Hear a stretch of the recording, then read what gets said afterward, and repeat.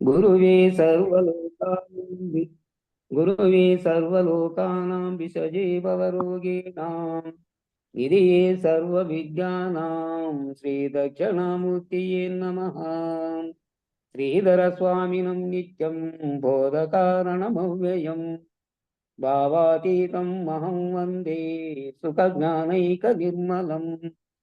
వందారు జనమందారం వందేహంత నిరంతరం రామడుగు వంశజం శుద్ధం శివరామాఖ్య దీక్షితం బృహద్వాదిష్ట సిద్ధాంతం పూర్ణ బ్రహ్మోపదేశిక శ్రీ వెంకటేశ్వర యోగీంద్రం సద్గురుభ్యో నమో నమః. ఆత్మానాత్మమతీతమనిశం కేవలాత్మోపదేశికం శ్రీ వేముల రామయ్యార్య యోగీంద్రం సద్గురుభ్యో నమో నమః. చరాచరమతీతం చ అచల పూర్ణోపదేశిక శ్రీ పూర్ణానంద పుల్లయార్య సద్గురుభ్యో నమో నమః.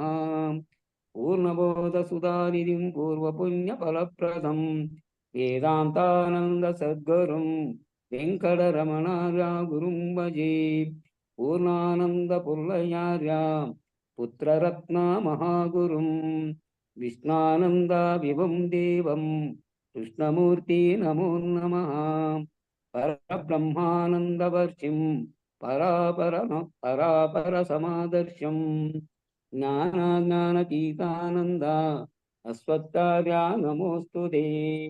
అస్మద్గురు సమారంభం కృష్ణ సాందీపమాధ్యమం శ్రీ మహావిష్ణు పర్యంతం వందే గురు పరంపరం. ఒక్క మేలుకొలుపు. తెల్లవారను మోహతిమిరం బెల్లవాయను జ్ఞానబుదయం బల్ల ప్రబలం బాయతను మన చెల్ల స్థిరమాయన్. ఆత్మా మేలు కొనవి మూడు గుణములు మునిగిపాయను ఏడు దాతువులెను కబట్టెను ఏడ ఏమియు లేకపోయను ఎరిగి మేల్కొనవే. ఆత్మా మేలు కొనవి అష్టతనువులు అడవి బట్టెను అష్టమదమును హమిక మణిగెను కష్ట సుఖముల కాంచదీరెను ఘనత మేల్కొనవే. ఆత్మా మేలు కొనవి అష్ట ప్రకృతులాటలుడిగెను అష్టపాశముల పుడి వీడెను ఇష్టమేమియు లేకపోయెను ఇప్పుడే మేల్కొనవే. ఆత్మా మేలు కొనవి వాసనత్రయ మొదలిపోయెను ఈ క్షణత్రయమిపుడి వీడెను విన్నదేమియు లేకపోయెను వేగ మేల్కొనవే. ఆత్మా మేలు కొనవి సాగరంబులు చెప్పులు దిగను వాగవేదము వగలిపోయెను నాదమప్పుడి నశ్యమాయను నయమి మేల్కొనవి. ఆత్మా మేలు కొనవి మండలంబుల మమత మానెను కుండలి స్థలి కూలిపోయెను పండు వెన్నెల భావమాయను బరగ మేల్కొనవి. ఆత్మా మేలు కొనవి మనసు బుద్ధియు మరల జనియను మానిపాయను జనన మరణము మమత ఏమియు లేకపాయను మరియు మేల్కొనవి. ఆత్మా మేలు కొనవి గురులు శిష్యుండే కమాయను కులము గోత్రము లేకపోయెను కుడి ఎడములు సమమి ఆయను గురు తెరుకబాయన్.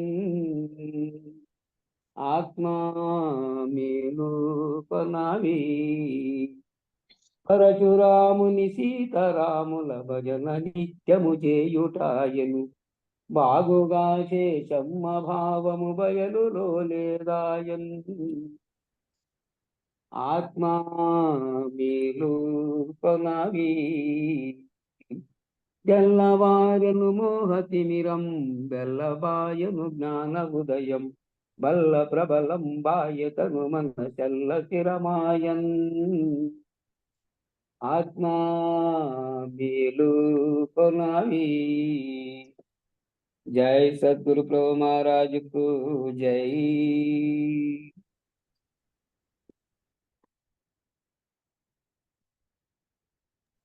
జై జై గురుదేవ్.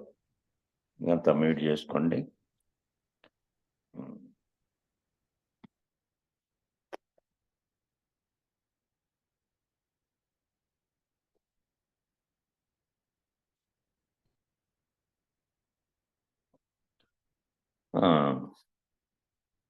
నిన్న దాంట్లో నుంచి మొదలు పెడితే నిన్న ఏం చెప్పారు, ముగించామంటే అంతా మర్చిపోతే గుర్తు లేకపోతే ఎరుక లేదు, అంతా మర్చిపోతే నిన్ను నువ్వే మర్చిపోతే ఎరుకే లేదు, మర్చిపోతే మరలా జ్ఞాపకం వస్తుంది, మర్చిపోతే చాలదు, నిరసించి లేనిదని చెప్పి దాని మీద ఉన్నటువంటి రాగాన్ని, దాని మీద ఉన్నటువంటి దాని యొక్క అస్తిత్వాన్ని వదులుకున్నప్పుడు ఏమీ లేనిది అవుతుంది. అయినా జ్ఞాపకంలో ఉన్నదానిని జ్ఞాపకంలో నుండి ఎలా తీసేస్తారు? జ్ఞాపకంలో ఉండేదాన్ని దాంట్లో నుంచి ఎలా తీసేస్తారు? కష్టం కదా అంటే, అది మీ అంతటా మీరు ఎరుకను విడవలేరు, గురువు విడిపించాలి. ఇది లేనెరుక అని, నేతి నేతి అని, ఇది కాదు ఇది కాదని నిరసన చేసి, ఆ నిరసన చేసి భ్రాంతులు తొలగించి నిరసన చేసి ఉండగలరు. లేనెరుకగా మిథ్యాభావనగా ఉండగలరు తప్ప, అది లేనెరుకని అది మిథ్యాభావన మాత్రమేనని ఉండగలరు తప్ప, లేనిది లేకుండా ఎలా పోతుంది? ఎట్లా పోతుంది? ఆ లేనిది లేకుండా పోవాలి. ఎలా పోతుంది? స్థూలంలో పోగొట్టాలి, సూక్ష్మంలో పోగొట్టాలి. కారణ మహాకారణ వాసనారూపములలో కూడా ఉంది.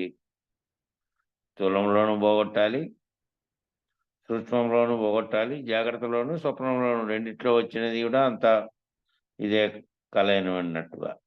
కారణంలోను మహాకారణంలోను, కారణ మహాకారణాలలో కూడా ఉంది. కారణంలో నువ్వు సంకల్పించుకొని ఇదంతటికీ కారణమైనటువంటిది ఏదిందో దాన్ని తొలగించుకున్న సమిష్టిగా వచ్చినటువంటి మహాకారణం కూడా ఉంది. దాన్ని ఈ రెండింటినీ కూడా ఈ రెండు రాకముందు ఉన్నటువంటి స్థితిని, అవ్యక్తం కూడా ఏర్పడక ముందు ఉన్నటువంటి స్థితిని, అంతకుముందు ఉన్నటువంటి నిర్గుణ పరబ్రహ్మం వరకు సూచన చేసి ఈ కింద వరకు ఉన్నటువంటివన్నీ ఏ విధంగా లేవో నీకు పోగొట్టగలగాలి. అన్నీ పోగొట్టగలిగితే అది గురువు తప్ప నీకు నువ్వుగా పోగొట్టుకునేది కాదు. అట్టి గురువు, అశ్రీయ గురువు దొరికింటే నీకు సులభంగా పోగొట్టగలుగుతాడు. మళ్ళా ఈ వాసనారూపంలో, కారణ మహాకారణాలలో వాసనారూపంలో ఉన్నది ఎప్పటికో మరలా జ్ఞాపకం వచ్చే అవకాశం ఉన్నది. ఎప్పటికో మళ్ళా జ్ఞాపకం వచ్చే అవకాశం ఉన్నది అంటే ఉంది. ఎలా పోగొట్టుకుంటావు మరి? ఆ ఎప్పటికో అవకాశం ఉన్నది అంటే మళ్ళా వచ్చినట్టే. మళ్ళా స్ఫురణలోకి వస్తే మళ్ళా స్ఫురణలో అన్నీ కలుగుతూ ఉంటాయి. అన్నీ కలుగుతుంటే అవే కార్యరూపం ధరిస్తే కర్మలు అవుతాయి. కర్మలైతే మళ్ళీ జన్మకు మళ్ళీ పాదులవుతాయి. అట్లా ఎలా మరి జ్ఞాపకం వచ్చే అవకాశం ఉన్నది ఎలా పోగొట్టుకుంటావు? ఏమీ లేదనే మిథ్యాభావన ఉంటుంది. గుర్తు వచ్చినప్పటికీ ఇది నిజంగానే గుర్తుగా రాదు. ఏమీ లేదనే భావన, మిథ్యాభావన ఉన్నప్పటికీ, గుర్తు వచ్చినప్పటికీ ఇది నిజమనే గుర్తుగా రాదు. ఇది నిజమనే గుర్తుగా రాదు. గుర్తుతో పాటు ఇది లేనిది అనేది కూడా ఉంటుంది. ఈ గుర్తు వచ్చిన దాంతో పాటు ఇది లేనిది అనేది కూడా నీకు తెలియబడి అది కూడా లేనిది అనేది ఉంటుంది. లేనిది అనేటువంటి భావం కూడా ఎరుకే. ఇది లేనిది అని భావిస్తున్నావు. ఒకవేళ గుర్తొస్తే, గుర్తొచ్చినా కూడా ఇది లేనిది అనేది కూడా గుర్తొచ్చింది. గుర్తుతో పాటు లేనిది అనేది గుర్తొచ్చినా కూడా లేనిది అనేటువంటి భావం కూడా ఎరుకే. అయితే శిష్యుడు ఇంతవరకు రావాలి. ఈ వరకు ఇంతవరకు ఇది లేనిదనే భావనలో తాను స్థిరపడే వరకు ఇంతవరకు రావాలి. ఇది లేనిది ఇది లేనిది ఇది లేనిదని ఎరుకనెరిగి ఇది ఉన్నది ఇది ఉన్నది ఇది ఉన్నదని బయలునెరిగి ఆ ఎరిగిన రెండెరుకలను మానప్ప. మళ్ళా కందార్థంలోది ఉదహరించినారు ఇక్కడ. ఇది లేనిది ఇది లేనిది ఇది లేనిదని ఆ లేనివన్నీ ఆ లేనెరుకను ఎరిగి ఉన్నది ఏది ఇది ఉన్నది ఇది ఉన్నది ఇది ఉన్నదని బయలునెరిగి ఆ బయలు ఏది ఉంది అప్పటికి ఎరుక లేకపోతే సర్వము లేదు. ఇంకా నీతో పాటు లేదు, నీకు కనబడే దృశ్య ప్రపంచము లేదు. దృశ్య ప్రపంచమే కాక ఈ సృష్టికి కారణమైనదే లేదు. సృష్టికి కారణమైనది అవ్యక్త స్థితిలో ఉన్నప్పటిది కూడా లేదు. అవ్యక్తం కూడా లేదు. సంకల్పం పుట్టిన తర్వాత అవ్యక్తం కొంత భాగం అవ్యక్తంగా ఉన్నదే వ్యక్తం అవడానికి సంకల్పం పుట్టింది, అది కూడా లేదు. ఇదంతా లేకపోతే ఉన్నదేది అంటే ఎప్పుడు ఉన్నదేది అంటే ఇంక బయలే. ఇది ఏర్పడకమున్నది ఉన్నది ఒక్కటే, ఆ బయలు ఒక్కటే ఉన్నది. ఇది ఉన్నది ఇది ఉన్నదని బయలునెరిగి ఆ ఎరిగిన రెండెరుకలను మానప్ప.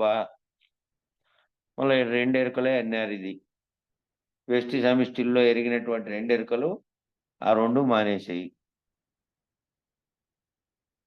కానీ ఎరుకను ఎవరూ మానివేయలేరు. కాబట్టి కనపడుతున్నప్పటికీ లేనిదనే మిథ్యాభావం ఉంటే చాలు. ఈ ఎరుకను మానివేయడము అంటే ఆ ఎరుక శరీరము ఉన్నంతసేపు శరీరంలో జ్ఞాపక శక్తి ఆ పనిచేస్తున్నటువంటి మనస్సు ఇవన్నీ ఉన్నంత కాలము నిరంతరం అవి వస్తుంటాయి కదా. వస్తుంటాయి కాబట్టి వస్తున్నప్పటికీ కానీ కనపడుతున్నప్పటికీ లేనిదనే విద్యాభావం ఉంటే చాలు. ఆ కనపడుతోంది కళ్ళెదురుగా జగత్తు కనపడుతోంది. దాంట్లో మనుషులు చేసే కార్యకలాపాలన్నీ కనపడుతున్నాయి. నీ చుట్టూ ఉండే ప్రపంచం కనపడుతోంది. అన్ని కార్యకలాపాలు కనపడుతున్నాయి. కాబట్టి కనపడుతున్నప్పటికీ లేనిదనే మిథ్యాభావం ఉంటే చాలు. కనబడుతున్నప్పటికీ దానితో తాదాత్మ్యం చెందకుండా, దాంట్లోకి మళ్ళీ లీనం కాకుండా, లేదా దాంట్లోకి ఆకర్షితుడు కాకుండా, ఇది లేనిదే అని కలలో కనపడుతున్న దానిలాగా మిథ్యాభావం ఉంటే చాలు. ఆ కనబడేదానికి నీవు ఆ కనబడేదానికి నీవు ఏ విధమైనటువంటి ప్రత్యేకత ఇవ్వకపోతే చాలు. ఆ కనబడేదానికి నువ్వు ఏ విధమైనటువంటి ప్రత్యేకత కనుక ఇవ్వకపోతే చాలు. దానికి ఏ ప్రత్యేకత ఇవ్వకపోతే చాలు. నా భార్య నా పిల్లలు నా వారు అనే ప్రత్యేకత పోతే చాలు. నాది అనే ప్రత్యేకత మొదట పోవాల్సింది ఇక్కడ నీ దగ్గర పోతే మళ్ళా బాకీ ప్రపంచం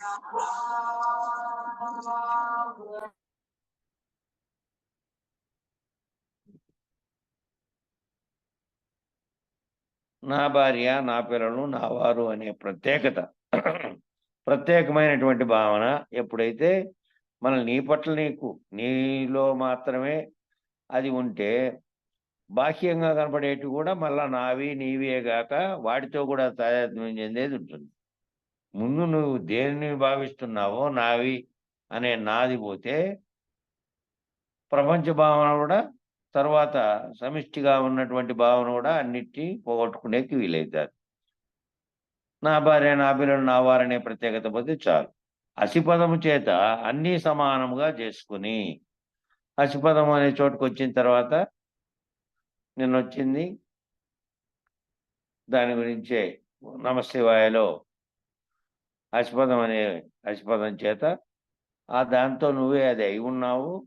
ఆ స్థితిలో నువ్వే ఉన్నావు. నువ్వు వేరుగా లేవు, శివునికి వేరుగా నువ్వు లేవు, నువ్వే ఆ శివస్వరూపమై ఉన్నావు అనేటువంటి భావనతో జీవుడుగా నువ్వు లేకుండా వెష్టిగా కనపడుతున్నటువంటి జగత్తుతో కానీ నీకు కనపడుతున్నటువంటి దానితో తాదాత్మ్యం చెందకుండా ఏదైతే మొదట వీటన్నిటికీ కారణమై ఉన్నటువంటి సమిష్టిలో నుంచినే ఏర్పడిందో, పంచభూతాత్మకంగా నామరూపాత్మకంగా ఏర్పడింది ఉందో ఆ వాటికి కూడా చైతన్య స్వరూపంలో ఉన్నటువంటిది ఉంది. ఆ చైతన్య స్వరూపంలో ఉన్న దాంట్లోనే నేనున్నాను, వేరుగా నేను లేను అనే భావనతో ఆ అశుపదం చేత అన్నీ సమానం చేసుకొని అప్పుడు భిన్నంగా ఇంకొకరు లేరు. నా పిల్లలు, నా ఆస్తి, నా భూమి, నా ఇది, నేను చూస్తాండే ప్రపంచము, ఇవన్నీ వేరుగా లేవు. ఇంకా వేరుగా లేనే లేవు. అవన్నీ ఒక్కటిగా అయిపోయి ఏకంగా అయిపోయిన తర్వాత ఒక్కటిగా ఉన్నాయనే స్థితిలో అన్నీ సమానం చేసుకొని దేనికి చర్చ లేకుండా చేసుకుంటే చాలు. ఇంక దేనికి చర్చ లేదు. ఎరుక లేనప్పుడు ఎరుకతో కలిగినటువంటి కనిపిస్తున్నటువంటిది, ఎరుకతో కలిగినటువంటి స్ఫురణలోనే ఇవన్నీ ఉన్నాయి. ఎరుకతో కలిగిన స్ఫురణ.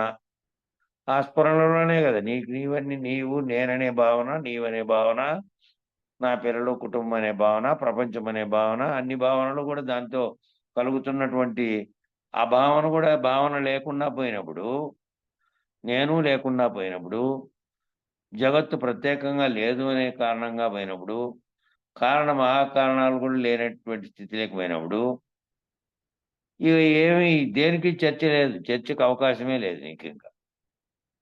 చర్చకు అవకాశం లేనటువంటి దేనికి చర్చ లేకుండా చేసుకుంటే చాలు.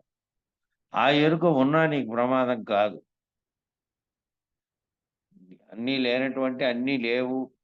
కారణంగా ఉన్నది, మహాకారణంగా ఉన్నది, స్థూలంగా, సూక్ష్మంగా ఉన్నది. ఇవన్నీ ఏవీ లేనటువంటి స్థితిలో అన్ని రకాలైనటువంటి ఎరుక తొలగిపోయిన తర్వాత, నేను లేననే స్థితిలోకి పోయిన తర్వాత ఇంక ఏదీ లేదు. ఈ ఆ ఎరుక మామూలుగా ఏదీ లేననేటటువంటి దాంట్లో నువ్వు దృఢపడి ఉంటే, అట్లా గనక నువ్వు దృఢపడి ఉంటే, ఎదురుగా కనిపించే మామూలుగా ఆ ఎరుక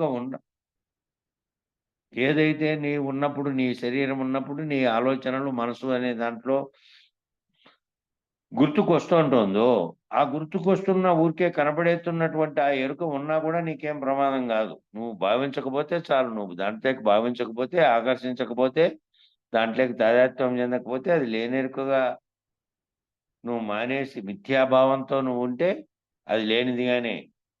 ఈ జరుగుతున్న వ్యవహారం జాగ్రత్తలో జరుగుతున్నది కూడా కలలో జరుగుతున్నట్టుగానే నువ్వు ఉంటే, ఆ ఎరుక ఉన్నా నీకు ప్రమాదం కాదు. ఆ విధమైన రీతిలో ఉంటే ప్రమాదం కాదు. నువ్వు అంతవరకు వస్తే గురువు నీకు ఎరుక విడిపిస్తాడు. నీ విచారణ ద్వారా నేను ప్రత్యేకంగా లేను. నేను సమిష్టిలో అంతటితో సమానమై ఉన్నాను. సమిష్టిలో నాకు వేరువేరుగా ఉన్నటువంటివన్నీ కూడా లేవు. భార్య, పిల్లలుగాను, వ్యక్తిగతంగా కనపడే వాళ్ళు గాని, శత్రువులుగా గాని, మిత్రులుగా గాని, సమస్తంగా వేరువేరుగా కనపడుతున్నవన్నీ కూడా లేవు. ఏవీ లేవు అని అక్కడి వరకు వస్తే, ఇవన్నీ లేనివేననే వరకు వస్తే, ఇంకా మూలంలోంచి వచ్చి ఇవన్నీ ఏర్పడడానికి కారణమైనది, మహాకారణమైనవి ఏమున్నాయో అవి గురువు విడిపిస్తే, ఆ గురువు నువ్వు అక్కడి దాకా వస్తే గురువు విడిపిస్తాడు నీకెరుక. గుర్తు అంటే అదే. ఆ గుర్తు అనేది ఏంటంటే ఆ గుర్తే అది. గుర్తే నీకు ఇడిపియాల్సింది. గురుతెరుక బాయన్. గురుతనే ఎరుక పోయింది. పోగొడతాడు. ఎరుకను విడిపించలేరు ధాత్రిన్ ఒక్క గురుండు తప్ప. ఎరుకను విడిపించలేరు ఎవ్వరు ధాత్రిన్ ఒక్క గురుండు తప్ప అనేది కూడా కన్నార్ తల్లోడిదే. అట్టి గురువే అశరీరి గురువు, నిజ గురువు, దేశికేంద్రుడు. ఎవరైతే విడిపిస్తారో, ఎరుకను విడిపించగలిగి నిన్ను ఈ భ్రాంతిలోంచి పోగొట్టేసి, ఈ జగత్తు భావనతో సహా, నీతో సహా లేకుండా ఎవరైతే విడిపిస్తారో అట్టి గురువే అశరీరి గురువు. ఆ గురువుకే మొత్తం ఎరుకబోయి, ఎరుక అశరీరుడుగా అయి, శరీరం ఉన్నప్పటికీ లేనెరుకలో ఉండి నీకు బోధిస్తూ, అది లేనెరుక అనేది దాంట్లో నిర్ధారణ పరంగా లేనెరుకగా ఉండి, తాను కేవలం చెప్పడానికని కాకుండా, బోధించడానికని కాకుండా, తాను ఆ లేనెరుకలో ఉండి బోధిస్తూ నిర్ధారణగా అయి ఉండాలి. అశరీరుడుగా లేనెరుకలోంచి చెప్పడమే గాక, లేనెరుకలో జీవిస్తున్నది కూడా అశరీరుడుగా లేనెరుకలో జీవిస్తున్నట్టుగా వ్యవహారికంలో కూడా ఉండాల. అట్లాంటి గురువు అయితే అప్పుడు అట్టి గురువే అశరీరి గురువు, నిజ గురువు కూడా ఆయనే. దేశికేంద్రుడు అనే మాట అనాలంటే ఆయనే దేశికేంద్రుడు. అట్టి గురువు అయితేనే దేశికేంద్రుడు. గుర్తుంటే అది ఎరుకే. గుర్తుంది అంటే ఇంక అది ఎరుకే. ఏది గుర్తున్నా కూడా ఎరుకే. ఇట్లా శిష్యుడు అనే గుర్తు, గురువు అనే గుర్తు ఉన్నాయి. ఈ గురువు అనే గుర్తు ఉంది. శిష్యుడు అనే గుర్తు కూడా ఉంది కదా! ఈ ప్రబోధ సమయంలో గురువు, శిష్యుడు, ప్రబోధ 3 ఉన్నాయి. ఈ బోధ జరిగేటప్పుడేమో గురువు అనే గుర్తు ఉంది. శిష్యుడు అనే గుర్తు ఉంది. మళ్ళా ఈ బోధ చెప్పడము అంటే మామూలుగా చెప్పడం, బోధించడం అనేది ఒక బోధ. ఉపాధ్యాయుడు చెప్పినట్టుగా, పాఠం చెప్పినట్టుగా బోధించడం. ప్రబోధ అనేదేమో నీకు వివరించి ఆ ప్రకృష్టమైనటువంటి ఆ బోధలో అటువంటి విషయాలన్నిటినీ తెలియజెప్పుకుంటూ నీకు భ్రాంతులు నడిపించుకుంటా పోతే అది ప్రబోధ. ఈ ప్రబోధ సమయంలో గురువు, శిష్యుడు, ప్రబోధ 3 ఉన్నాయి. గురువు ఉన్నాడు, శిష్యుడు ఉన్నాడు, ప్రబోధ ఉంది. 3 ఉన్నాయి. ప్రబోధ యొక్క సమాప్తంలో గురువు, శిష్యుడు ఏకమై, బయలందు ఏకమై, బయలుగా ఉన్నారు. ఏకమయ్యేదాకా ఎరుకగా ఉండి, ఎరుకలో ఏకమయ్యారు. అప్పుడు దాకా ఎరుకలోనే ఉన్నారు. అప్పుడు దాకా ఎరుకలోనే, ఆ గుర్తులోనే గురువు అనే గుర్తు, శిష్యుడనే గుర్తు, ప్రబోధ అనే గుర్తు 3 ఉన్నాయి. ఆ ప్రబోధ సమయంలోనే దాని యొక్క ఆఖరిలో సమాప్త స్థితిలో ఏముందంటే గురువు, శిష్యుడు ఇద్దరుగా లేరింక. శిష్యునికి రహితం చేసిన తర్వాత, శిష్యునికి తన రహితం బోధించిన తర్వాత, శిష్యుడు తాను కూడా లేనటువంటి స్థితిలోకి పోయిన తర్వాత, శిష్యుడు, గురువుగా ఇద్దరుగా లేకుండా ఇద్దరు ఏకమయ్యారు. ఏకమై బయలందు ఏకమై బయలుగా ఉన్నారు. అప్పటి వరకు జరిగిండేదేమో ఎరుకలోనే జరిగింది. ఎరుకలోనే అన్నీ పోయిన తర్వాత, శిష్యుడు ఆ స్థితికి పోయిన తర్వాత, శిష్యునికి సర్వభ్రాంతి రహితమై, శిష్యుడు కూడా అశరీరుడుగా అయితే, అప్పుడు గురువు, శిష్యులు ఇద్దరు ఏకమై, బయలందు ఏకమై బయలుగా ఉన్నారు. ఏకమయ్యేదాకా ఎరుకగా ఉండి, ఏకమయ్యే వరకు ఎరుకగానే ఉన్నారు. ఏమెరుక అంటే లేనెరుక. లేనెరుకలోనే ఉండి, లేనెరుక అనే స్పృహలో గురువుకుంది లేనెరుక అనే స్పృహ. శిష్యుడేమో అప్పటి వరకు ఎరుకలో ఉండి ఎరుకలోనే వింటున్నాడు. శిష్యుడు కూడా ఇది లేనెరుక అనే స్థితిలోకి పోయి లేనెరుకతో బోధించాడు. ఆ ఎరుక లేనిది అని ఎరుక పోయిన తర్వాత ఏకమయ్యేదాకా ఎరుకలో ఉండి, ఎరుకగా ఉండి, ఎరుకలోనే ఏకమయ్యారు. ఆ ఏకమైనది కూడా ఎరుకలోనే. ఎరుకలో తెలియబడే ఏకమయ్యారు. గురువు బయలై ఉండడం చేత శిష్యుడు కూడా ఎరుక విడిచి బయలై ఉన్నాడు. తెలియబడిన తర్వాత ఆ తెలియబడిండే గుర్తురహితమయ్యి తాను కూడా ఆల్రెడీ బయలై ఉన్నటువంటి గురువు యొక్క సూచన చేత తాను కూడా ఎరుక విడిచి బయలై ఉన్నాడు. ఆ ఏకత్వ స్థితిలో ఇది గురు శిష్య ఉభయరహితం. ఏకత్వం చెందిన స్థితిలో మళ్ళీ గురు శిష్య ఉభయలు కూడా రహితమయ్యారు. బయలు సిద్ధించింది అంటే బయలు అందుకోగలరా? బయలుని ఎవరు అందుకోలేరు. బయలు అది అందుకునేదే వస్తు రూపంలో ఉండేదో, లేకపోతే వర్ణించబడి, వివరించబడి ఇట్లా ఉంటుంది అనేది కూడా లేదు. ఇరుక్కపోతే ఉన్నది అదే ఇంకా. బయలు అందుకోగలడా అంటే బయలుని ఎవరు అందుకోలేరు. నిరపేక్ష పద్ధతిలో ఎరుకను వదులుకుంటూ పోతే చివరికి ఏం మిగిలింది అంటే ఏమీ మిగలలేదు. అదే ఉత్తబట్ట బయలు, ఏమీ లేదు. ఉత్తబట్ట బయలు ఏమీ లేదు. ఈ ఉత్తబట్ట బయలు ఏమీ లేదు అనే మాట ఏమన్నారు, ఎందుకన్నారనే అర్థాన్ని చెప్తున్నారు ఇక్కడ. బయలు అనే దాన్ని అందుకోగలరా? బయలుని ఎవరు అందుకోలేరు. నిరపేక్ష పద్ధతిలో అంటే ఏ దేని పట్ల కూడా ఆపేక్ష లేనటువంటి పద్ధతిలో వదులుకుంటూ పోవడం అంటే ఒక్కొక్కటిగా వదులుకుంటూ పోయిన భ్రాంతులన్నీ కూడా నిరపేక్ష పద్ధతిలో, దానిపై మళ్ళీ ఆపేక్ష అనేది కానీ, మళ్ళీ దాని మీద ఆకర్షణ అనేది కానీ రాకుండా ఉన్నటువంటి పద్ధతిలో, నిరపేక్ష పద్ధతిలో ఎరుకను వదులుకుంటూ పోతే, ఆ నిరపేక్ష పద్ధతిలో ఎరుకను వదులుకుంటూ పోయినప్పుడు, ఒక్కొక్క భ్రాంతి పోయినప్పుడు మళ్ళీ ఆఖరుగా పోయే గుర్తు ఈ బోధంతా జరిగిన తర్వాత ప్రబోధలో తాను, గురువు, ప్రబోధ ఆ 3 కూడా రద్దయిపో ఆ 3 కూడా తెలియబడిన తర్వాత ఆ ఆ తెలిసినటువంటి తెలివి గుర్తుతో సహా పోతే, నిరపేక్ష పద్ధతిలో ఎరుకను వదులుకుంటూ పోతే చివరికి ఏం మిగిలింది అంటే ఏమీ మిగల్లేదు. చివరికి ఏమీ మిగల్లే. తాను మిగల్లే, గురువు మిగల్లే, ప్రబోధ మిగల్లే. ఏమీ మిగలనప్పుడు ఏముంది? ఎరుక పోయిన తర్వాత, దానికి కారణమైంది పోయిన తర్వాత, ప్రపంచ భావనతో సహా సర్వభ్రాంతులు పోయిన తర్వాత ఇంకేమీ మిగిలిలేదు. ఆ ఏమి మిగలకుండా తాను, గురువు, శిష్యుడు అంతా ఏకమైన తర్వాత లేనెరుకలో బోధించినటువంటి శిష్యుడు లేనెరుకలో బోధించినటువంటి గురువు చేత తాను లేనెరుకలో ఇదంతా విని తెలుసుకున్న తర్వాత, ఆ తెలుసుకున్న గుర్తు కూడా పోయిన తర్వాత ఏమీ మిగల్లేదు ఇంకా. అదే ఉత్తబట్ట బయలు ఏమీ లేదు అంటే అదే ఇంకా. ఆ ఉత్తబట్ట బయలులో ఏమీ లేదు. అది తప్ప ఇంకేమీ లేదు అనేది ఆ ద్వాదశాక్షరి మంత్రంగా చెప్పినటువంటి ఈ ఉత్తబట్ట బయలు ఏమీ లేదనే దానికి ఉదాహరణగా ఇక్కడ చెప్పారు దాన్ని. ఇక ప్రణవంతో కూడినది అంటే ప్రణవమే అఖండ ఎరుక. ప్రణవంతో కూడింది అంటే మళ్ళీ ప్రణవం దగ్గరికి పోయినాడు. ఓంకారం యొక్క మూలంలో ఓంకారం అవ్యక్తంగా ఉన్నప్పుడు ఉన్నటువంటి ప్రణవం దగ్గరికి పోయినాడు. ప్రణవంతో కూడినది అంటే ప్రణవమే అఖండ ఎరుక. ఆ ప్రణవం అనేదే అఖండ ఎరుక. అఖండ ఎరుక అంటే మొత్తం మొదట పుట్టినటువంటి సమిష్టిగా ఉన్నటువంటి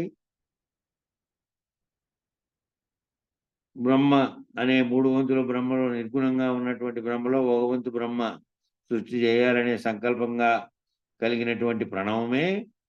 ప్రణవం అనేది అప్పుడు శబ్దంగా వ్యక్తం కాకపోయినప్పటికీ, శబ్దంగా వ్యక్తమైన తర్వాత ఓం అయినప్పటికీ, ఓం తర్వాతనే మిగిలినవన్నీ ఏర్పడినప్పటికీ కూడా ఆ వెనక్కి తీసుకుంటూ పోతే, ఆ వెనక్కి ప్రణవంగా ఉన్నప్పుడు అవ్యక్తంగా ఉన్నదే అఖండ ఎరుక. అక్కడి నుంచినే పుట్టుకొచ్చింది కాబట్టి, అది వ్యక్తమైన తర్వాతనే శబ్దరూపంగా ఓం అయింది కాబట్టి, ఆ ప్రణవం అనేదే అఖండ ఎరుక. అఖండ ఎరుకలో భాగంగానే ఇవన్నీ ఉన్నాయి. ఆ అఖండ ఎరుకలో భాగంగానే ఇవన్నీ ఉన్నాయి సర్వము.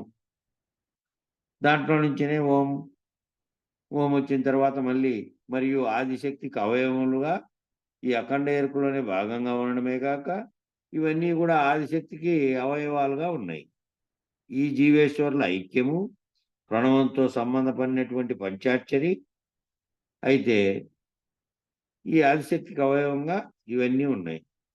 ఈ జీవేశ్వరుల ఐక్యం అనేది జీవుడు, ఈశ్వరుడు అనేటువంటి 2 భావాలుగా ఉన్నటువంటి, ఇది వెష్టిగాను అది సమిష్టిగా ఉన్నటువంటి రెండిటి ఐక్యం అనేది మళ్ళీ ప్రణవంతో సంబంధపడినటువంటి పంచాక్షరి.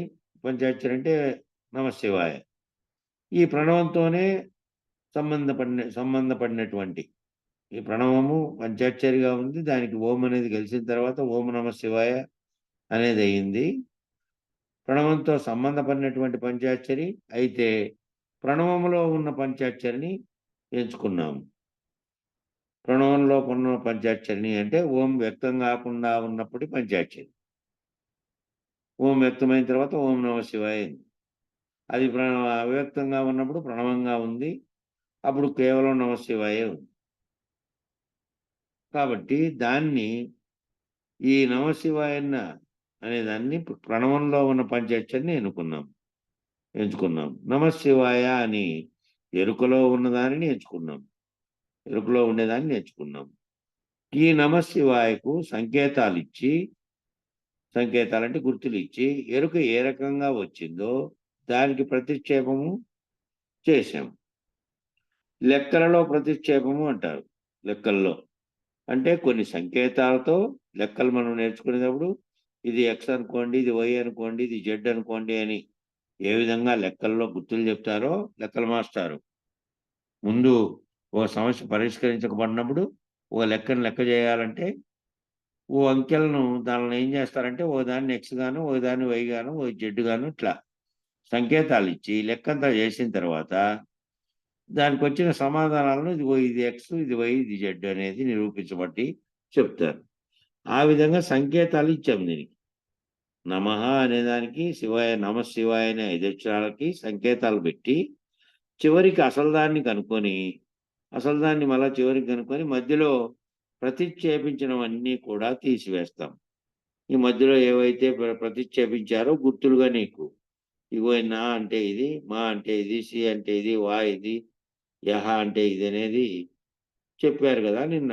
వాటన్నిటికీ గుర్తులుగా పెట్టినటువంటివన్నీ కూడా మళ్ళీ తీసేస్తాం. అలా పంచశక్తులు, పంచకృత్యాలు, పంచకర్తలను, పంచబ్రహ్మలను అన్నిటినీ కూడా ప్రతిక్షేపించి ఇగో ఇవి దీంట్లో ఈ అక్షరానికి ఇవి, దీని ద్వారా ఇవి వచ్చినాయని దానితో ప్రతిక్షేపించి మళ్ళా నిరసించాం. మళ్ళా వాటన్నిటిని నిరసించినాం.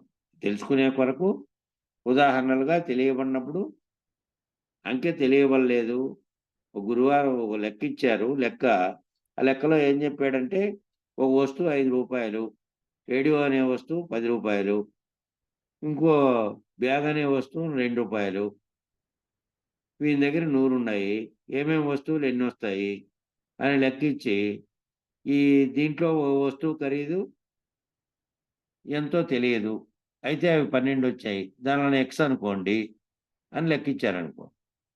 ఇక ఉపాధ్యాయుడు చెప్పినటువంటి లెక్కలన్నీ చేసిన తర్వాత ఇవైతే ఎన్నెన్ని వస్తువులకి మిగతాటివి వచ్చినాయో ఆ గుర్తు ఏది పేరు పెట్టకుండా ఎక్స్ అని పెట్టిండే వస్తువు ఖరీదు 14, 15 సూచించారనుకో. అవి ఎన్నొస్తాయి ఈ మిగతా వాటిని కలుపుకుంటే అని లెక్క చేసి మళ్ళా తేల్చిన తర్వాత ఎక్స్ అనే వస్తువు ఇది అని. ఇక మళ్ళీ అది కూడా లేదు. ఆ లెక్క తేల్చే వరకు మాత్రమే అది. ఆ ఎక్స్ అనే వస్తువు ఏదైనా అయ్యుండొచ్చు అది. ఆ వస్తువు బ్యాగా, లేకపోతే చెంబా, గ్లాసా ఏందనేది. కాబట్టి ఇట్లా ప్రతిక్షేపించి నిరసించాం. నిరసన పద్ధతిగా పోవాలంటే నా, మా అనేటివేమో జీవస్వరూపంగా, నా, మా అనేటివి 2 జీవస్వరూపంగా, శివ అనేటివేమో ఈశ్వర స్వరూపంగా, యకారం అనేదేమో రెండిటికి అనుసంధానం అయింది. ఆ యకారంలోని హంసలోని పూర్ణము, సున్నా, తత్వమసి వాక్యంలోని అసిపదము, హ అంటే గురువు, స అంటే శిష్యుడు, గురువు శిష్యుడు. హ అంటే గురువు, స అంటే శిష్యుడు. మధ్యలోకి బిందువు పెడితే హంస అయింది. అంటే శిష్యుడైనటువంటి జీవుడు, సున్నా అంటే ఏమీ లేదు, హంస అనేసరికి గురు శిష్య ఉభయ రహితము అయింది. గురు శిష్య ఉభయరహితము అయింది. జీవుడిలోని ఎరుకను నిరసించాలి. జీవుల్లో ఎరుకను ముందు జీవుల్లో ఉన్నటువంటి ఎరుకను నిరసిస్తే మళ్ళీ శివుడిలోని ఎరుకను నిరసించాలి. శివుడిలో అంటే సమిష్టిగా ఉన్నటువంటి ఎరుక నిరసించాలి.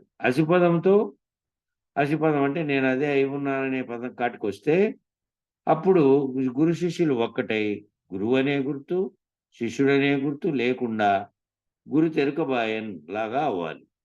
ఇద్దరు లేనటువంటి స్థితిలోకి అక్కడికి వచ్చిన తర్వాత అవ్వాలి. ఆ స్థితిలో దాకా శిష్యుడు వస్తే అవ్వాలి. అక్కడయిన తర్వాత ఇక్కడ వాచ్యార్థాలనే కాదు, లక్ష్యార్థాలను కూడా గురుకృపతో వదిలించుకోవాలి. అప్పుడు వరకు ఏం చెప్పారప్ప అంటే పదానికి అర్థం ఇది నాయనా అని చెప్పారు. ఒక పదానికి ఉంది, ఆ పదానికి అర్థం ఇది. పదానికి మళ్ళా అర్థం తీసుకున్న తర్వాత దీనికి లక్ష్యార్థం ఉంది, అది నువ్వు తెలుసుకోవాలి అని అన్నారనుకో. ఆ లక్ష్యం ఏమిటి అనే దానికి కదా ఇవన్నీ చేసింది.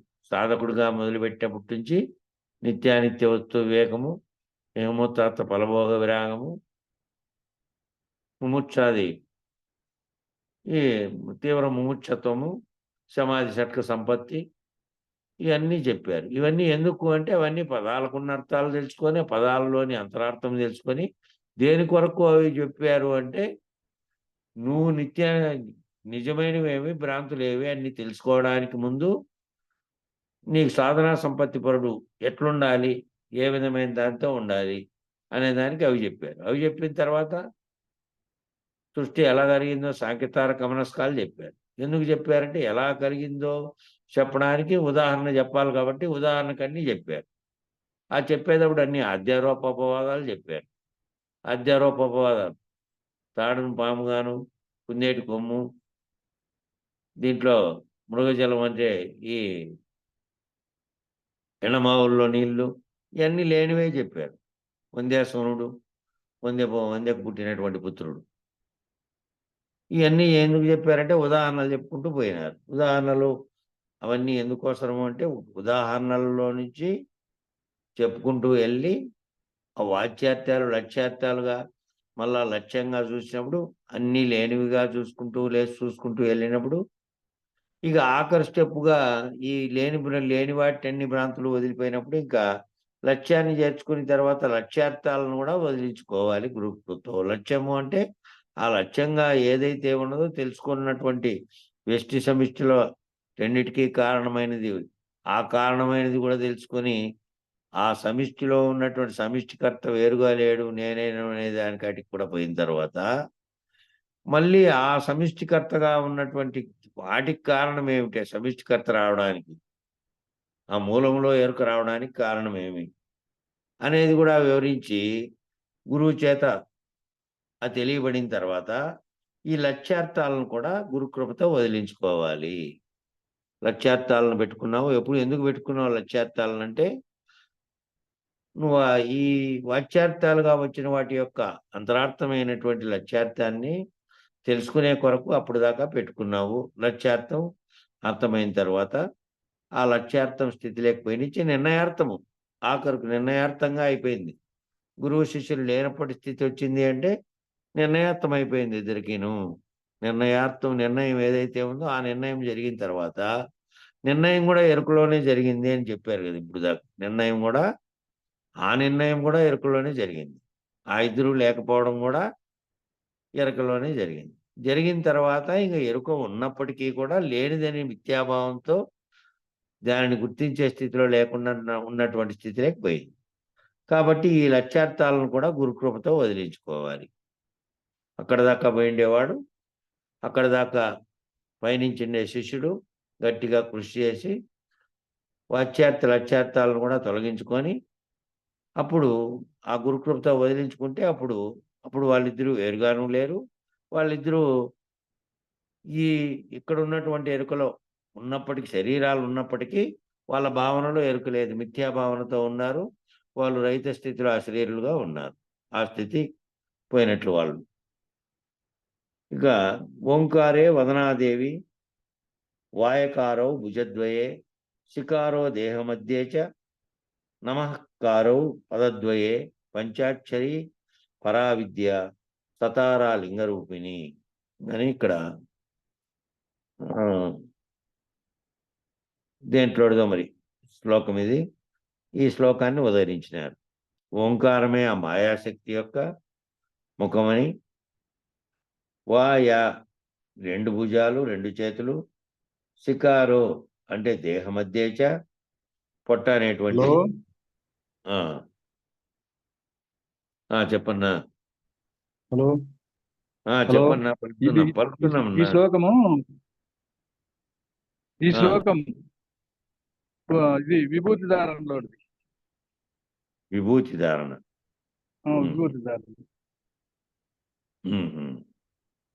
పూజా విధానంలో విభూతి ధారణ వచ్చినప్పుడు వచ్చిందే ఇది.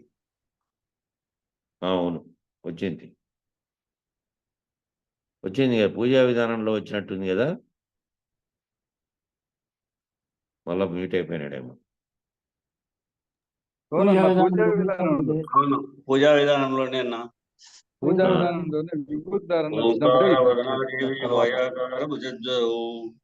శికార దేహ మధ్యే చ నమకార పదద్వయే పంచాక్షరి పరావిద్య సతార లింగ రూపిణి. ఈ కింద 2 పాదాలు లేదు పూజా విధానంలో, పై 2 పాదాలు అంటే పూజా విధానంలో మన భావనలో రాసేటప్పుడు మార్చుకోవచ్చు మన వాళ్ళు.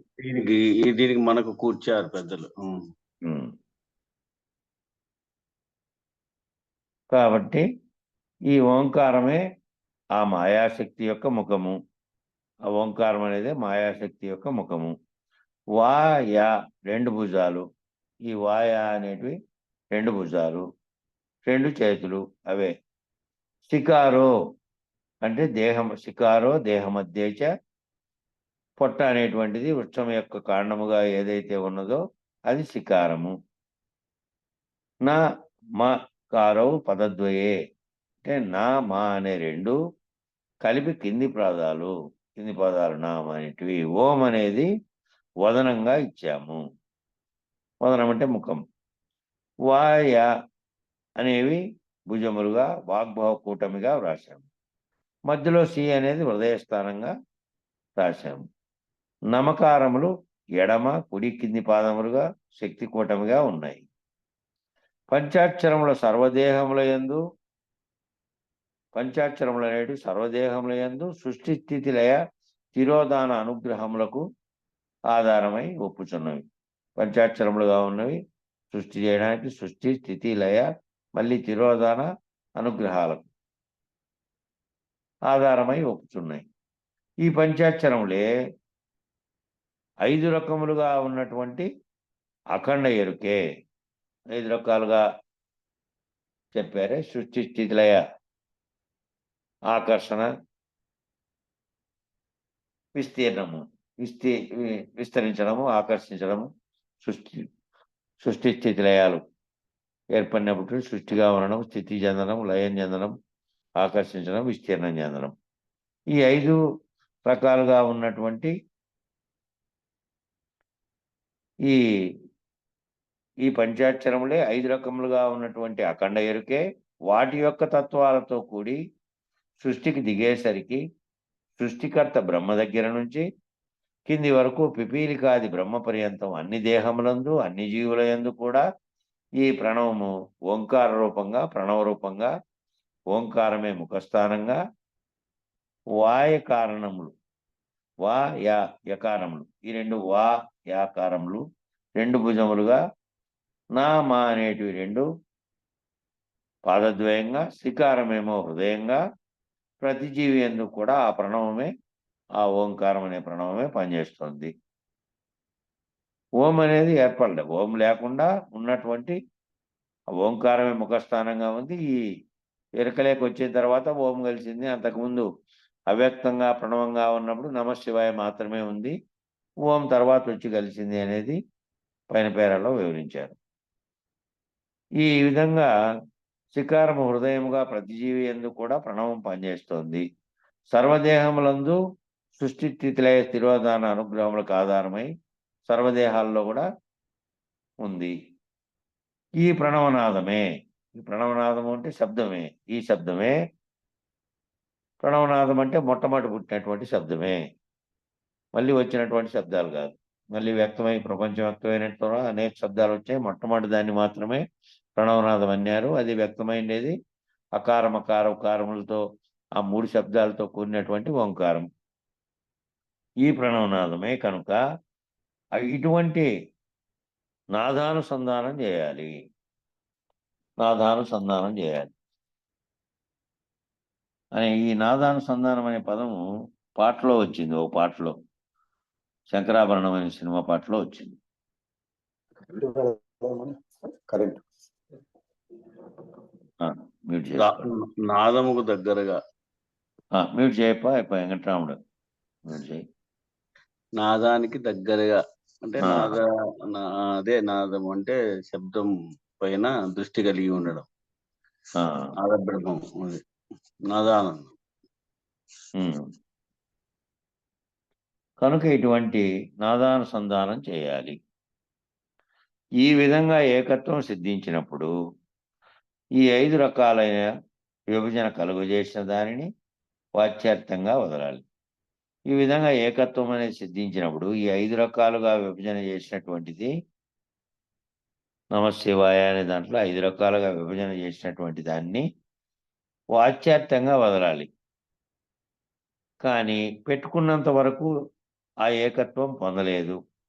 వాచ్యార్థంలో ఈ విభజనను సూచించేటువంటి దానిని శికారంలోని హృదయస్థానానికి చేర్చి, శికారం అనేది హృదయస్థానంగా చెప్పారు కదా నమశివాయలో, ఆ హృదయస్థానానికి చేర్చి వాచ్యార్థంలో ఏదైతే విభజనను సూచించిందో, ఈ నమశివాయ అనే 5 పదాలకు 5గా విభజన సూచించిందన్నంతా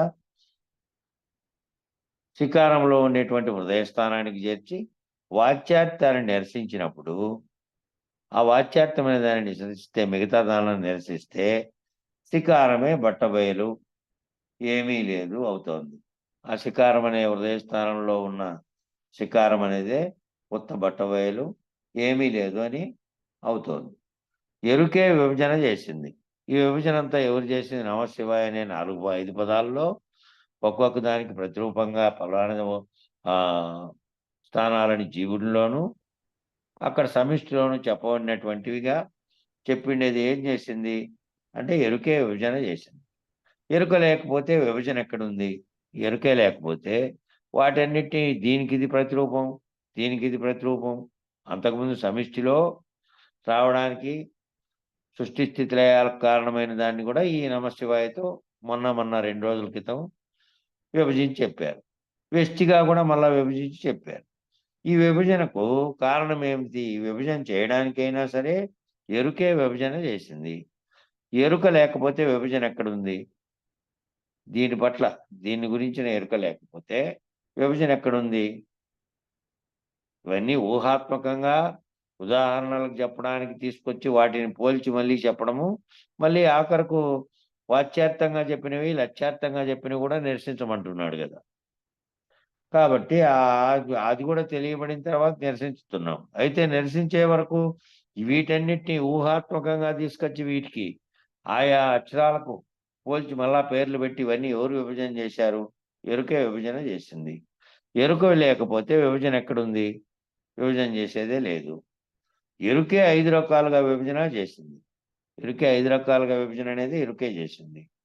హృదయ స్థానమును, హృదయాకాశమును ఉత్తపట్ట బయలుగా తీసుకొని హృదయస్థానం అనే దాన్ని అదే ఆ హృదయ స్థానాన్ని మళ్ళా హృదయాకాశంగా దానికి కూడా ఒక ఆకాశం చెప్పారు. ఆ రెండింటినీ ఉత్తపట్ట బయలుగా తీసుకొని హృదయస్థానాన్ని, హృదయాకాశాన్ని ఆ ఉత్తపట్ట బయలులోకి మిగతా 4 అక్షరముల యొక్క సంకేతాలను, విభజనను, ఎరుకను నిరసిస్తే ఆ హృదయాకాశంలోకి వచ్చినటువంటి ఆ సి అనేది ఒకటి, ఆ నమశివాయలో సి అనేది హృదయంగా చెప్పారు కాబట్టి వాటిని ఆ హృదయాకాశం యొక్క దాంట్లోకి ఈ హృదయ స్థానాన్ని, హృదయాకాశమును ఉత్తపట్ట బయలుగా అనుకొని ఈ ఉత్తపట్ట బయలులోకి మిగతా 4 అక్షరముల యొక్క సంకేతాల యొక్క విభజన, ఆ మిగతా 4 అక్షరాల సంకేతాలను విభజించినటువన్నీ కూడా ఎరుకను నిరసిస్తే ఆ 4 అక్షరాలతో ఏర్పడినటువంటి విభజన అంతా కూడా ఎరుక. ఆ ఎరుకను నిరసిస్తే వాచ్యార్థం పోయి, వాచ్యార్థంగా చెప్పినటువంటి ఇది ఫలాంది అని చెప్పినటువంటి వాచ్యార్థం అంతా పోయి హృదయాకాశం అనే సి అనే అక్షరంతో ముడిపడిన హృదయాకాశము అనేదే బయలుగా తీసుకుంటే వాచ్యార్థం పోయి లక్ష్యార్థమైనటువంటి ఉత్తబట్ట బయలే మిగులుతుంది. మిగిలినవన్నీ పోయి ఆ హృదయాకాశంలో భావించబడుతున్నటువంటిది ఏదైతే ఉందో అదే ఉత్తబట్ట బయలవుతుంది, అదే మిగులుతుంది. మిగిలినవన్నీ పోయి అప్పుడు అక్కడ శికారం అనే గుర్తు కూడా ఉండదు. శికారం అనే హృదయ భావన అనేది కూడా ఉండదు. గురు ఎరుకబాయనంటే హృదయ స్థానమునకు వెళ్ళాక ఆ హృదయ స్థానానికి వెళ్ళిన తర్వాత, హృదయాకాశం అనే స్థానానికి వెళ్ళిన తర్వాత శికారం అనే గుర్తు ఉంటే అది అద్వైతం. హృదయ స్థానానికి పోయి ఇది శికారము, ఇది నేనై ఉన్నాను, ఇదే శివుడు అని భావనలో కనుకుంటే ఈ హృదయంగా ఏది భావిస్తోందో అదే శివుడనే భావన దాకా ఉంటే కనుక అది అద్వైతం. నేనే శివుడనే భావనలోనే నేనే బ్రహ్మననే దానికి చెప్పినదే కదా 4 మహావాక్యాలు. అంతేగా నువ్వు సాక్షిగా ఉండు అని చెప్పినటువంటి సాక్షిగా నేనే సాక్షిని, నేనే సమిష్టికర్తను అనే స్థితి దాకా పోయినటువంటి గుర్తది. అక్కడ దాకా పోయి ఆడే కనుక ఉంటే అది అద్వైతం. ఆ శికారమైనటువంటిదే నేనని ఉంటే అద్వైతం. శికారం అనే గుర్తు కూడా తుడిచేస్తే నేనే శివుడు, నేనే బ్రహ్మను, సృష్టికి కారణమైన వస్తువు నేనేననేది కూడా తుడిచేస్తే అది కూడా తుడిచేస్తే అక్కడ పోయిన స్థితిలోని కూడా తుడిచేస్తే అదే అచల సిద్ధాంతం. ఇదే అద్వైతానికి అచలానికి ఉన్న భేదం. ఇక్కడ స్పష్టంగా చెప్పారు చూడండి. అక్కడ దాకా పోయి శికారం అనే హృదయస్థానంలో నేనే శివుని అనే దాకా పోయి ఉంటే అదేమో అద్వైతం. ఇక నెక్స్ట్ చెప్పే అచలం. ఈ రెండిటికి గల తేడా ఏమిటి అంటే ఆ ఆ హృదయాకాశంలో నేను శివుణ్ణి అనే భావనతో ఉన్నప్పటికీ నేను సర్వసాక్షిగా ఉన్నానని, నేను జీవుణ్ణి కాదు, నేను ఈ ప్రపంచాన్ని కాదు, ఈ ప్రపంచంలో కనబడే దృశ్య ప్రపంచంలో తాదాత్మ్యం చెంది బంధాలను తగిలించుకొని అన్నీ ఈడిపోయిండే స్థాయిలోకి పోయినా కూడా ఎక్కడైతే సృష్టి చేయాలనే సంకల్పం అక్కడే పుట్టింది కాబట్టి ఆ పుట్టిన దానికి మళ్ళీ ఎప్పుడో సర్వసాక్షిగా ఉన్నప్పటికీ కూడా మళ్ళీ సంకల్పం కలక్కమాందు సంకల్పంలో నుంచి ఒక స్టెప్ దిగితే అన్ని స్టెప్పులు పడిపోయి మళ్ళీ ఆ పాము పటంలో పైకి పోయిన తర్వాత పాము నోట్లో పడతానే మళ్ళీ కిందికి వచ్చి చేరినట్టు మళ్ళీ ఆ స్థితిలో నుంచి కిందికి వచ్చి పడతారు. కాబట్టి ఆ స్థితి వద్దు, ఆ స్థితిని కూడా సాక్ష్యంగా ఉన్నటువంటి శికారంగా నేను శివుణ్ణి బ్రహ్మను అనేటువంటి స్థితిలో నుంచి కూడా తప్పుకొని అవ్యక్తము వ్యక్తం కాకుండా ఉన్నప్పుడు, అవ్యక్తం కూడా లేనప్పుడు సృష్టి చేయాలనే సంకల్పానికి మూలమైనటువంటి ప్రణవం అనే అవ్యక్త స్థితిలో ఓంకారం కూడా పుట్టకముందు ప్రణవంగా ఉన్నప్పుడు ఏదైతే ఉందో అది కూడా లేనటువంటి నిర్గుణ పరబ్రహ్మము. ఇవన్నీ ఏమీ లేకుండా ఉన్నప్పుడు ప్రణవం కూడా ఏర్పడక ముందున్నప్పుడు ఏ విధంగా ఉందో ఆ విధంగా కావాలంటే ఇది వ్యక్తం కావడానికి కారణమైన ప్రణవం కానీ దాన్ని భావించేది కానీ నేను ఈ సాక్షి రూపంలో ఉన్నటువంటి సమిష్టికర్తగా ఉన్నటువంటిది నేనేను అనేది తెలిసినప్పటికీ కూడా మళ్ళీ వస్తుంది కాబట్టి సంకల్పరహితంగా త్రిగుణాత్మకంగా కూడా కలగకుండా ఉన్నటువంటి 3 గుణాలు లేనటువంటి 3 గుణాలు లేదు, 3 గుణాలతో కలవక ముందు ఉన్నటువంటి అవ్యక్తం కూడా లేదు అనేటువంటి స్థితిలోకి పోతే అది అచలము. ఆ గుర్తు కూడా తీసేస్తే అప్పుడు అది అచలం. ఈ సృష్టి స్థితి లయ తిరోధాన అనుగ్రహములన్నిటికీ కూడా ఈ సృష్టి స్థితి లయ తిరోధాన అనుగ్రహాలన్నిటికీ కూడా ఈ పంచాక్షరములే ఆధారముగా ఉన్నాయి. ఈ పంచాక్షరాలు అనేటివి ఆధారంగా ఉన్నాయి. ఆధారంగా ఉన్న వాటిని కేవలము వీటిని వాటితో పోల్చడానికి ఉదాహరణగా లెక్కల్లో XYZ చెప్పినట్టుగా పోల్చి నీలోను సమిష్టిలోను ఎట్లున్నాయనే వివరించుకుంటూ వచ్చారు నమశివాయన మొన్న నిన్న. అట్లా ఆధారంగా ఉన్నటువంటి ఇవి కూడా ఈ ఆధారాలను కూడా లక్ష్యార్థము ఆ లక్ష్యార్థంతో తెలుసుకొని లక్ష్యాన్ని కూడా పోగొట్టుకుంటే మళ్ళీ లక్ష్యార్థం మిగిలితే అద్వైతం. లక్ష్యార్థం కాడ మిగిలిపోతే లక్ష్యార్థాన్ని చేరుకుంటే అద్వైతం. లక్ష్యార్థం కూడా పోతే ఇంకా అది నిర్ణయార్థం అవుతుంది. నిర్ణయార్థం కూడా నిర్ణయంలో నేను ఈ నిర్ణయంలో ఉన్నాననే భావన కూడా లేదు. నిర్ణయం తెలిసే వరకే నిర్ణయార్థం. అది కూడా ఏమిట్లో జరిగింది నిర్ణయము? ఎరుకలోనే నిర్ణయం జరిగింది. లేనిదనే నిర్ణయం కూడా ఎరుకలోనే జరిగింది. కాబట్టి ఆ వరకు తెలిసిన తర్వాత ఆ లక్ష్యార్థం కూడా మిగిలితే అద్వైతం అవుతుంది. లక్ష్యార్థం కూడా పోతే అది అచల సిద్ధాంతం అవుతుంది. లక్ష్యార్థం కూడా పోతే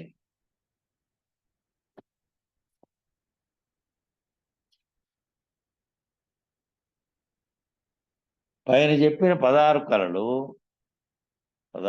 ఎట్టొచ్చారు? 16 కళలు ఊర్ధ్వ అధోభాగములు ఈ 2 మార్గముల ద్వారా సంచారం చేయుచును. పైన చెప్పినటువంటి పేజీ మిస్ అయిందా? 267 పైన చెప్పినటువంటి 16 కళలు ఊర్ధ్వ అధోభాగములు. ఊర్ధ్వ అంటే పై భాగాలు, అధోభాగాలు అంటే కిందివి 8 భాగాలు. ఇవి 8 అన్నట్టు.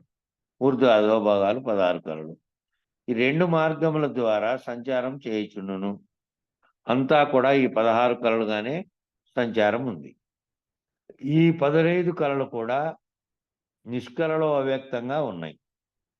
16దేమో నిష్కల, 15ఏమో కళలుగా ఉన్నటువంటిది. నిష్కలేమో అవ్యక్తంగా ఉన్నటువంటిది. నిష్కళా రూపము శూన్య రూపంగా ఉన్న దాంట్లోకి ఈ 15 కళలు ఉన్నాయి. 16 కళల్లో 16వ కళ అయినటువంటి నిష్కళా రూపంగా శూన్యంగా ఉన్న దాంట్లోనే ఈ 15 ఉన్నటువంటి కళలు ఉన్నాయి. శూన్య రూపము నిష్కళా రూపము కనిపించిన దాని నుండి ఈ సర్వము ఉత్పన్నమై ఉనికి కలిగి ఉన్నది.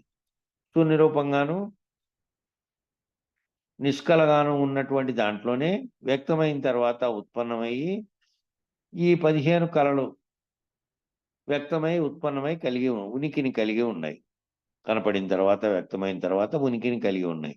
ఉనికి లేనప్పుడు వ్యక్తం కానప్పుడు శూన్యరూపంగా నిష్కలగా ఉన్నటువంటి దాంట్లోనే ఉన్నాయి. ఉన్నాయి అంటే దాగి ఉన్నాయి, లోపల ఉన్నాయి అని. ఒక అల్మారాలో ఒక వస్తువో పుస్తకమో పెట్టాలంటే ఖాళీ ఉంటే పెడతావు, ఖాళీ లేకపోతే పెట్టలేవు. అల్మారాలోకి పెట్టాలంటే బుక్కు ఏదో వస్తువులు పెట్టాలంటే అది ఖాళీగా ఉంటే దాంట్లో పెట్టగలవు. అది ఆల్రెడీ నిండుగా ఉంటే మళ్ళీ ఏం పెడతావు? ఏమీ లేవు. ఖాళీ లేకపోతే ఏమీ పెట్టలేవు. పుస్తకం పెట్టగానే ఖాళీ జరిగిందే, ఖాళీలోనే పుస్తకం పెట్టావు.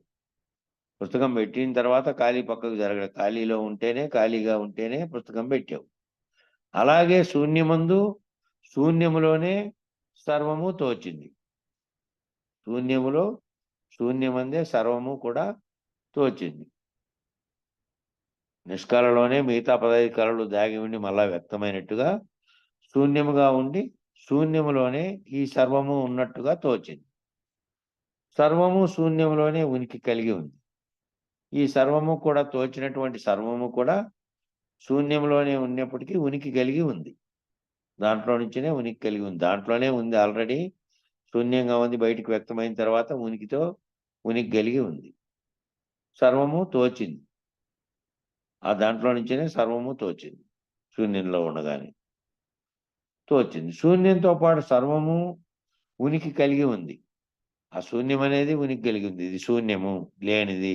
ఆ శూన్యం అనేది కూడా దాంట్లో ఉనికి కలిగి ఉంది. ఆ శూన్యము అనే పదం వాడుతున్నాము అంటే ఒకటి ఉంటే ఉండి లేనిదిగా అయితేనే కదా శూన్యమనే పదానికి అర్థం. అసలే లేకుండా మొత్తం ఉంటే శూన్యం అనే పదం కూడా లేదు. శూన్యము అంటే లేనిది, ఏమీ లేనిది, ఒకటి ఉండి లేకుండా అయినటువంటి శూన్యంగా ఉన్నటువంటి. శూన్యంతో పాటు సర్వము ఉనికి కలిగి ఉంది. శూన్యము ఉనికి కలిగి ఉంది, సర్వము ఉనికి కలిగి ఉంది. సర్వము ఉన్నా లేకపోయినా కూడా ఈ సర్వము తోచినటువంటి ఈ సర్వము ఉన్నా లేకపోయినా కూడా శూన్యం ఎప్పుడూ ఉంది. ఈ సర్వము ఉన్నా లేకపోయినా కూడా శూన్యము అంటే ఏమీ లేనిదిగా ఉన్నటువంటిది ఒకటి ఉంది, ఎప్పుడూ ఉంది. అలాగే ఎరుక ఉన్నా కూడా లేకపోయినా కూడా బట్టబయలు ఎప్పుడూ ఉంది. ఎరుక ఉన్నప్పటికీ ఎరుక లేకపోయినప్పటికీ బట్టబయలు ఉంది. ఈ ఉన్నప్పుడు ఎరుక ఉన్న దాంట్లోనే చర్చ జరుగుతున్నంతసేపు బట్టబయలు లేదు, ఇదంతాను అనేట్లేదు. బట్టబయలు ఆల్రెడీ ఉంది, ఇప్పుడు ఉంది. మనం చర్చ చేస్తున్నప్పుడు ఉంది, చర్చ చేయనప్పుడు ఉంది, సృష్టి ఉన్నప్పుడు సృష్టి లేనప్పుడు కూడా ఉంది. కాబట్టి ఎప్పుడు ఎరుక ఉన్నా లేకపోయినా బట్టబయలు ఎప్పుడూ ఉంది. బట్టబయలందు ఎరుక సర్వముగా తోచి, బట్టబయలందు ఎరుక సర్వంగా, అది పుట్టలే, అది శూన్యంగా ఉన్న దాంట్లోనే భాగంగా ఉంటూ ఉనికి లేదప్పుడు, అంతే. ఆ ఉనికిగా తోచింది. బట్టబయలందు ఎరుక సర్వముగా తోచి ఆ ఎరుకే శూన్యమై, ఎరుక పోతే సర్వము శూన్యమైతే ఈ బట్టబయలే సర్వకాలాలలో ఉంది. మొదట తోచిందేటువంటి ఎరుక,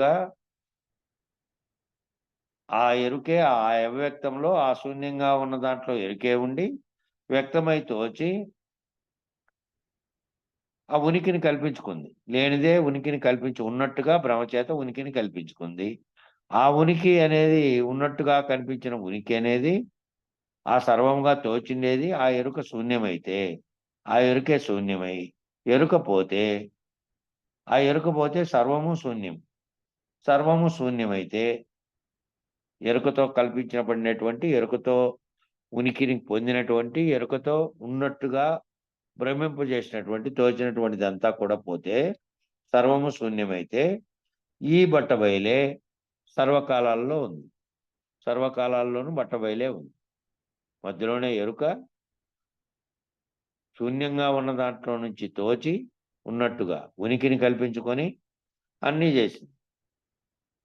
అది ఆ ఎరుక ఏదైతే శూన్యంలో నుంచి ఉనికిని కల్పించుకొని తోచిందో, ఆ తోచింది లేకుండా ఎరుక శూన్యమైతే, తోచేది లేకుండా అయిపోతే, ఎరుక పోతే సర్వము శూన్యమైతే ఎరుకపోతే ఎరుకుతోనే కల్పించబడింది, ఎరుకుతోనే గుర్తెరగబడుతోంది, ఎరుకుతోనే చూడబడుతోంది, భావించబడుతోంది, సర్వము దాంతోనే.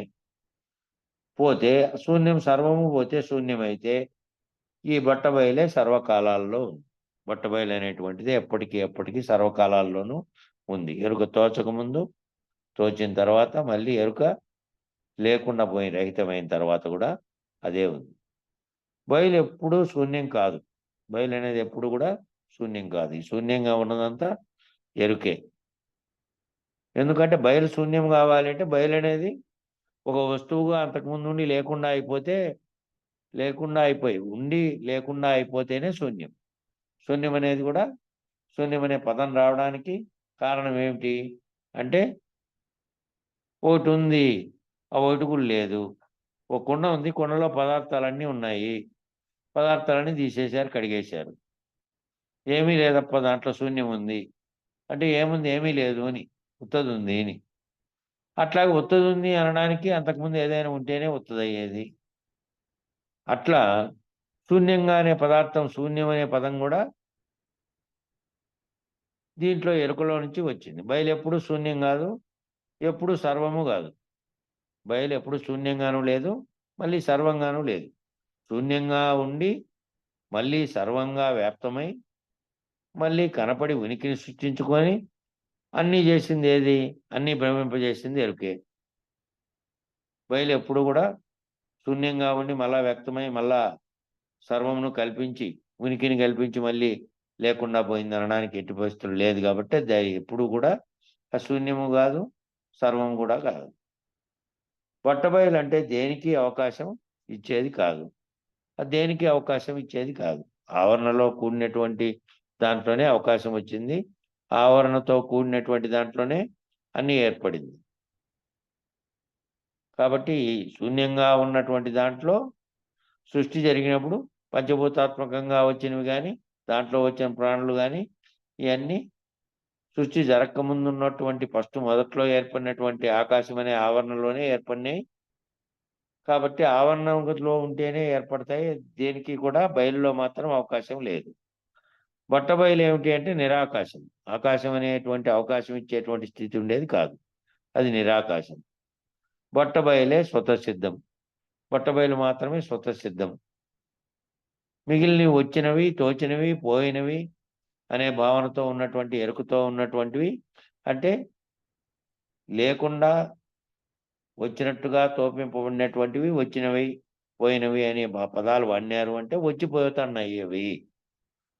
అవి వస్తున్నాయి, ఒకప్పుడు లేకుండా అయిపోతున్నాయి, మళ్ళీ శూన్యం అయిపోతున్నాయి, శూన్యంలోంచి వస్తున్నాయి అని అర్థం వస్తుంది. బట్టబయలు స్వతసిద్ధం అంటే అదేం శూన్యంలో నుంచి రాలే, మళ్ళీ శూన్యంలోకి పోలే, శూన్యంగా కాదు ఉన్నది. ఎప్పటికీ ఇంకో దానికి అవకాశం ఇవ్వకుండా ఉన్నటువంటి సర్వత్రా అన్ని దాంట్లో ఉన్నప్పటికీ అది సర్వత్రా ఉంది. ములుగుచ్చు సందు లేకుండా ఇంకో దానికి అవకాశం లేకుండా ఈ మధ్యలో కలిగినటువంటిది, తోచినటువంటిదే శూన్యంలోంచి వచ్చి శూన్యంలోకి పోతుంది. బట్టబయలు నిరాకాశము, బట్టబయలే స్వతసిద్ధము. అది ఆకాశం అవకాశం ఇచ్చినట్టు దేనికి అవకాశం ఇది స్వతసిద్ధంగా ఉంది, అది ఏర్పాటు చేసింది కాదు, ఇంకోటి కాదు. బట్టబయలే అంతటా నిండి నిబిడీకృతమై ఉన్నది. బట్టబయలే ఉంది, అంతటా నిండి నిబిడీకృతమై అదే ఉంది. బట్టబయలందు మరొక వస్తువు ఉండడానికి అవకాశం లేక, ములుగుచ్చు సందు లేక ఉన్నది. ఇంకొక వస్తువు ఉంది దీంట్లో, ఇంకో దానికి అవకాశం ఉంది అనడానికి వీలు లేకుండా, ములుగుచ్చు అంత సందుగులు లేకుండా ఉంది. లేనెరుకే భ్రాంతి రూపంలో ఉంది. ఈ లేనెరుక అనేది భ్రాంతి రూపంలో ఉంది అని లెక్క వేశాం. లేనెరుక అనేదాన్ని భ్రాంతి రూపంలో ఉంది అని లెక్క వేశాం. మరి లేనెరికే మనల్ని బాధించి జనన మరణాలకు తెచ్చి దుఃఖపెడుతుంది. కాబట్టి నిజానికి దుఃఖానికి కారణము లేనెరుకే.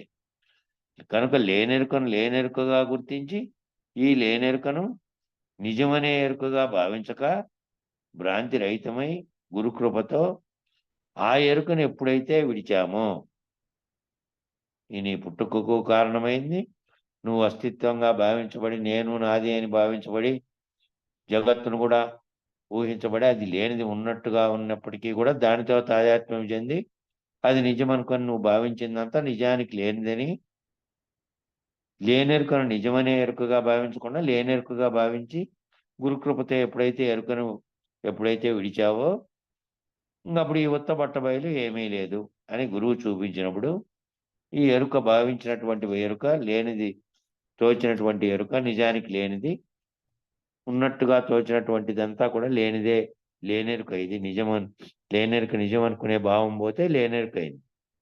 ఆ ఉత్తబట్ట బయలు ఏమీ లేదని గురువు చూపించినప్పుడు అదే పరమపదము. ఈ ఎరుకలు లేవు, ఉత్తబట్ట బయలు అనేదే ఉంది. ఆ స్థితిలో అశరీర గురుమూర్తి అనేటువంటి శరీరం ఉన్నప్పటికీ కూడా తాను ఆ స్థితిలో భావన చెంది ఉన్నాడు. భావన చెందినటువంటి భావన కూడా లేనెరుకలోనే భావన చెందాడు. లేనెరుకలో భావన చెందినాడు కాబట్టి కనపడే ప్రపంచం మళ్ళీ కనపడతాన్నప్పటికీ తాను శిష్యునికి కూడా ఆ ఉపదేశం ఇచ్చి ఆ స్థితికి శిష్యుని చేర్చి ఇద్దరికీ కూడా కనపడే ప్రపంచం కనపడతాన్నప్పటికీ అది లేనిదనే దాంట్లో దృఢపడి ఉన్నారు వాళ్ళు.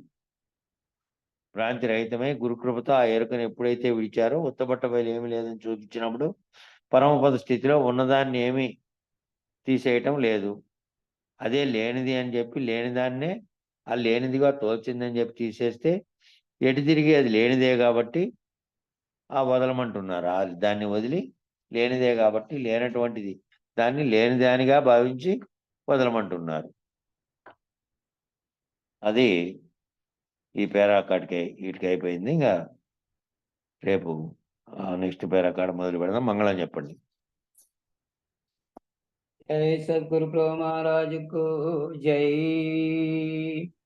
मंगलम महानुभाव मंगलम परमा प्रभो मंगलम परिपूर्ण रूपा मंगलम गुणगण विभो मंगलमु नीकु गुरुवरा मंगलमु पाहि पाहि मुनि जन विंता मंगलमु सुजन रक्षक मंगलमो देव देवा महनीय गुनुमी मंगलारती मदिनंदु कोनुमी मंगलमिस्तेमि महादांकारं बोनु బంగారమును హృదయ పళ్ళెరానున నుంచి నింగి నేలకు నెలగుచుండిన నెరుకని కర్పూరమునుగొని మంగళారతి మిస్తిమికమే మాను పొందుము ఎరుక చేష్టకు మహనీయగును మీ మంగళహారతి మదినందు కొనుమి మంగళం గురుదేవాయ మహనీయ గుణాత్మనే సర్వలోక శరణ్యాయ సాధురూపాయ మంగళం।